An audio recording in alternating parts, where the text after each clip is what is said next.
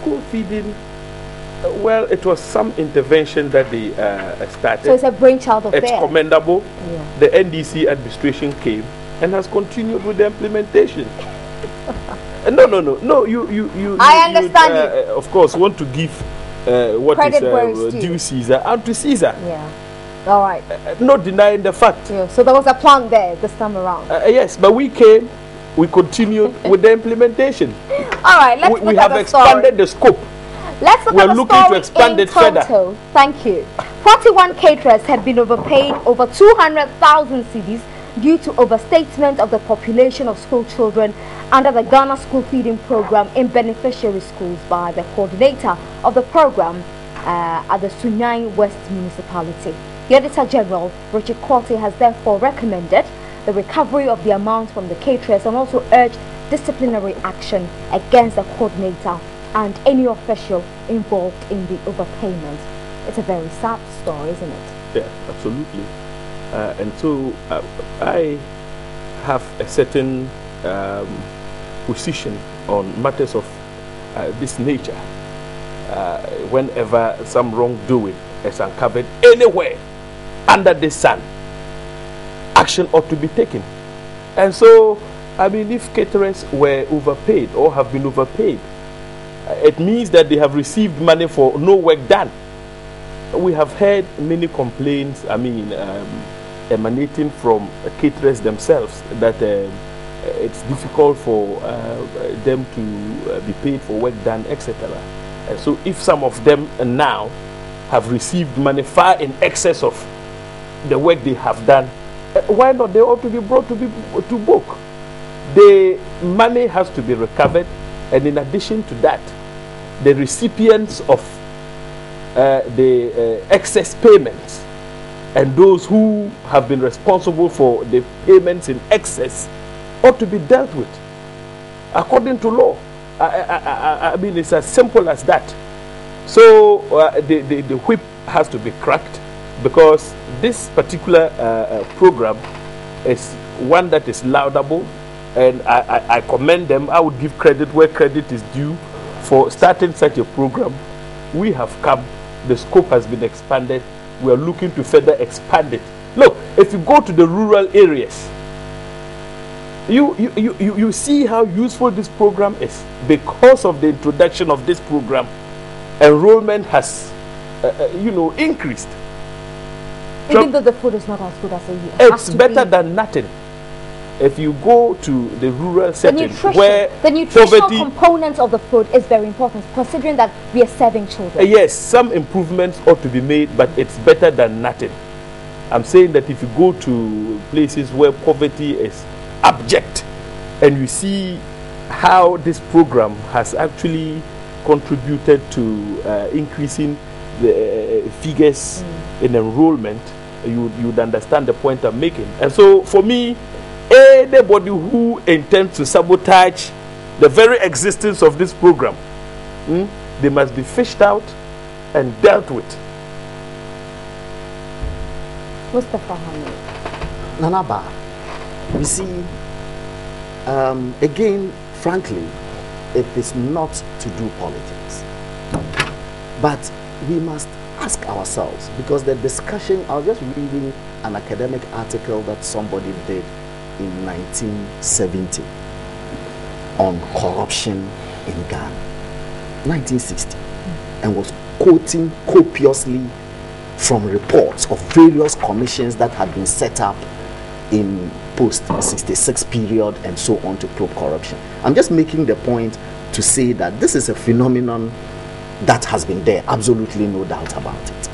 But you should ask yourself, why is it that in the era in which we are, and specifically in the Mahama era, that every day that you wake up and you scan the newspapers, there is some, to be blunt, thievery going on in one area of our national life or the other, whether it is, you call it Suba, or you call it Jida, or you call it school feeding, or you call it Woyomik, or you call it whatever. There seemed to be a huge increase and that people are emboldened these days to just dip their hands into national coffers and steal with impunity. Why? Because we have all, and this one is a national phenomenon, we've all clothed thievery in a euphemism called corruption. And I agree. I read an article by Elizabeth Ohene some few weeks ago or so, and she says, look, let's stop calling stealing corruption, because if you see what the bosses are saying, that monies should be refunded. I mean, is that a deterrent? Does that make corruption unattractive? That when you have stolen and perhaps invested the money and made profit, all you are asked to do later when the stealing or the thievery is detected is to return the money. Somebody physically steals 2 laptops from the Ministry of Education. He's immediately arrested, he's dubbed a thief, and he's put before court and sent to jail. In record time. In record time. Somebody buys 2 laptops for the same ministry at the cost of 10, which in effect means he has stolen 8. That's what it means. If you buy 2 at the cost of 10, you have stolen 8 in effect, and yours is clothed as corruption, and then a committee is set up, and etc., and in the end the committee gets tired, and then that is the end of the story. I think that this kinds of stealing should stop, and the way it can stop is for the government, because that's where the buck stops. The government of the day, to show that it is serious about fighting stealing, I don't want to call it corruption anymore, of public funds. People, an example ought to be made for people to steal. That example? Yeah, I haven't seen any. Abuga Pele is in court. The NSS boss is in court. The people, you know what people are saying on the streets? People are saying that these are small fishes that are being sacrificed in order to protect Abuga Pele a small fish? The bigger fishes. Is he a small fish? Well, he was the coordinator of the program. The coordinator of the program didn't have the wherewithal to be able to approve $500,000 of money to be given to a private consultant. You should know that there must be people high up the ladder chain who would be responsible for such approvals. Well, I would be very surprised that the JIDA boss can sign away $500,000 of government money. I would be very surprised. I'll be very surprised. It's for him to tell the How about the thing is unfolding. He's in court. Well, he is, but you see, the NSS boss. These matters are so. Please don't threaten us with subjugation. No, I'm just saying that this system, in the sanctity. This system makes corruption attractive. Or rather, I the believe stealing of public in funds the sanctity attractive of our judicial processes, and therefore, once the courts are properly seized with that issue, yes, whether or not. Yes. Some big fishes up the ladder, signed, authorized, etc. There are matters that the court is interrogating, now, and therefore let us be circumspect. Honorable Agalga, he has a question for you. I have a question for you, Honorable Agalga. Why do you think that in the Mahamic era that there is a huge upset in, if you want, corruption? Why? Or is it also a case where people have confidence in the system, so they are coming out to report? I will answer. Yes, please. Yes. Why? The answer is simple. Yes. You have a president who is not afraid to expose corruption wherever corruption may exist. Oh, that was the question I was asking you. Wherever corruption may exist. Confidence in the system, so they are coming out to report. No. And the president has had occasion to make this point. That he was going to ensure that corruption is exposed at every level in our political discourse. He made that point. And you don't think that the frequency, let's assume, without admitting, let's assume that the president is a crusader against corruption. You don't think also that the frequency of exposure correlates with the frequency of the crime or of the act? You answer to that? I don't think so. But in Or any the case, preponderance in any of the case, act. in any case, why am I being subjected to his Well, cross-examination? no, it's not cross-examination. We're having a conversation. We're having a conversation. We are chatting. No. Because I have made a hypothesis. I have made a hypothesis. No. We are No. chatting. No, So I must be given the opportunity Yes. Okay. to make my point. Please, Yeah, but you will the make your constant point. cross-examination is not giving me the opportunity could Okay, you please to make your advance my point. argument the way I want to. I apologize. Please. Look, I started by saying that we have a president who is not afraid to expose corruption. Okay. It doesn't matter whether it's even occurring within his own government. But that is the type of leader we need in this country to deal with the canker known as corruption. Or stealing. Whichever way you want for to put it. Stealing, A more familiar corruption, word. they are the Did same. you read Elizabeth Ohene's article? I haven't read Elizabeth I think you Ohene's should find article, it. but the point I'm making is that we have a president whose commitment to deal with corruption is unprecedented. We've had presidents under the Buzia Dankwa fraternity before President Akufo-Addo. We had Prime Minister Abrefa Buzia, and of course President Kufuor. I disagree with my brother when he says that under the Mahama administration, and he calls it the Mahamic era, corruption is more rampant. It's not true. It is not true. Look, let me give you an example. Statistics? It's not true. It is not true. What we are seeing today is as a result of propaganda from the MPP. Oh, I thought they called you the propaganda expert. No. Now you're learning. No. If that is the Let me truth. make the point. Let me make the point. But you see, the good thing is that when you mention Jida, Jida was properly investigated. And whether we like it or not, one of our own kind is before the law courts. That is unprecedented. For the whole 8 years that the MPP was in power under President Kufuor, we didn't see that happen. They are usually quick to cite the example of Malam Issa. Malam Issa was not their own. Malam Issa was of the PNC, who unfortunately found himself in the midst of the MPP. So it was very easy for Malam Issa to be carried out and dealt with the way he was dealt with. Look, you talk about Woyomi. When you say it was easy, what exactly do you mean? Because he was not one of their own kind. There were several instances of corruption. Like, I can give you examples. Yeah. We have the mango seedling saga. The mango seedling saga, where mango seedlings were imported into this country, and the rest is history. What happened in that case? What happened? They were not even confident enough to set up a committee to investigate that issue. But President Muhammad is doing that. We are doing that. So the difference is clear. No, let me land. You mentioned Woyomi. And they have said time with that number in 2008 or so. They even composed a song. Woyomi, and the rest. They said he was our financier. But you should go to the court and listen to the evidence. And I miss going to court. I miss going to court. The evidence which is on record, and I don't want to make prejudicial statements, but the evidence on record, well, let's allow the court to do its work. At the end of the day, the truth will come out. Okay. But the same Woyomi is before the courts, he's being prosecuted. Assuming he's your own. Assuming he's our own, he's being prosecuted. And they said he was our financier.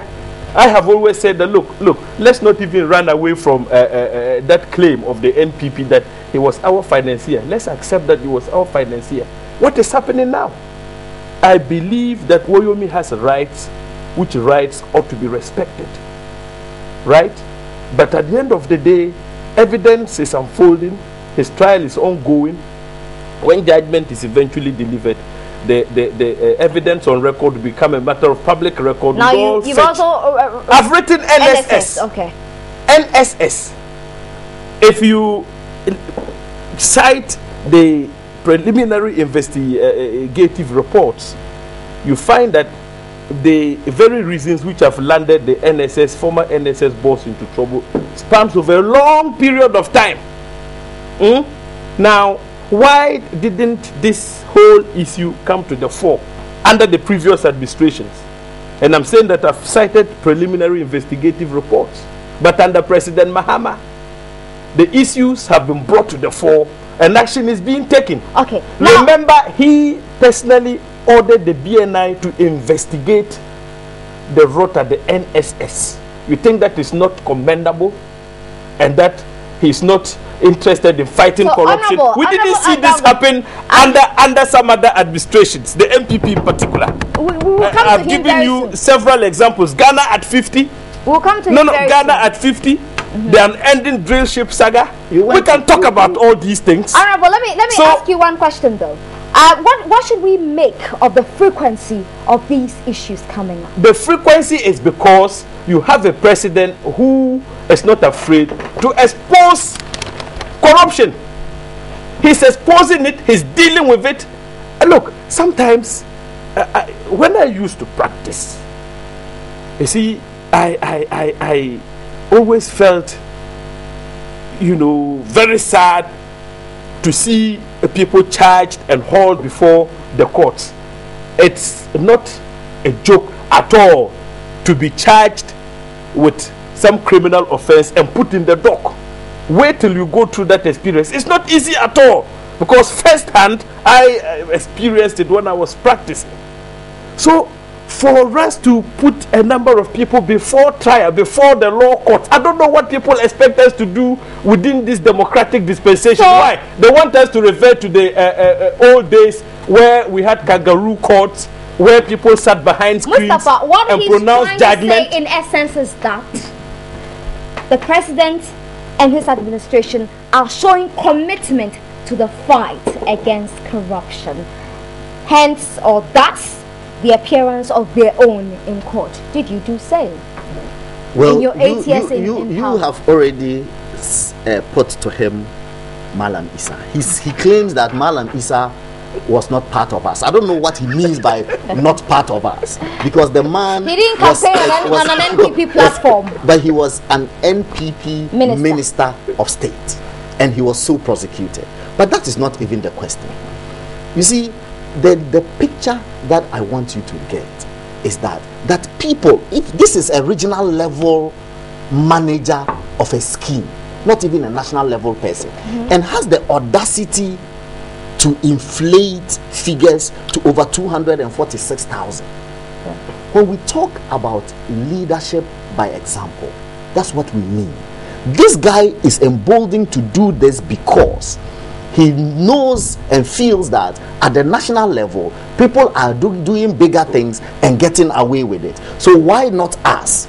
Suba, that you are talking about, it came to the fore clearly that people said that they were monitoring phone traffic calls and so on of mobile phone companies, which they were not even hooked to, and succeeded in siphoning, was it over 41,000 or million or whatever amounts of money that it was from national coffers. To this day, nobody has spoken about Suba, because everybody knows that for a project like that to happen, you need the highest level of authorization. For the GRA board, for the Ghana Revenue Authority to physically take those kinds of money and give to somebody, you need the highest levels of authorization. Those are the kinds of prosecutions and those are the kinds of seriousness that people want to see that the government is, not a regional level person. Suba has become an Albert Suba was investigated, you see, but the problem, and they were cleared. No, and they were cleared. See, the problem with the MPP is that when they come out to discuss issues, they always do that with a certain mindset, which is that at the end of the day, guilt ought to be established at all costs. No, and for me, that is very unfortunate. Look, Suba was investigated and cleared. The moment I mean, the investigative report came out, they were very quick to rubbish it. People who even sat on the committee and so on, and that there was conflict of interest, etc. But Suba was investigated. and the findings did not establish any wrongdoing on the part of the GRA. The idea behind SUBA is very clear. There was the need, absolute need, for us to keep track of communication from the mobile traffic. Yes, absolutely important. So if the matter had not been investigated, you'd be justified in talking about SUBA. But you see, I don't know what you really want. You always want to have a certain skewed view of the issues, and when certain desired results are not achieved, then everything ought to be rubbished. That is unfortunate. It's unfortunate, to say the very least. So we have said that, look, you cannot indict us for failing to investigate some of the allegations that are made. But remember that these are all allegations which ought to be substantiated. Without the evidence, what do? You need evidence to be able to prosecute. We are not in an era where people have to be persecuted or hunted, etc. No, we are in an era of what? Rule of law. We must respect the rights of our citizenry. I'm happy that you are saying we have to. I'm happy you are saying so when you come up with allegations, we have to substantiate them before we prosecute. When you were throwing baseless allegations against President Kufuor and his government, and President Kufuor said, bring evidence, let's prosecute. What did you say about President Kufuor? You said he was trying to cover wrongdoing, that's why he was talking about evidence. But any allegation that people throw, the difference is that whereas that's what you said. Whereas we have the courage to investigate, set up commissions of inquiry, committees to investigate all manner of allegations bordering on corruption. You didn't have that courage. President Kufuor himself subjected himself to Shrike investigations. You remember that? That's the first time any president has done that in the Fourth Republic. Or perhaps for whatever I can remember.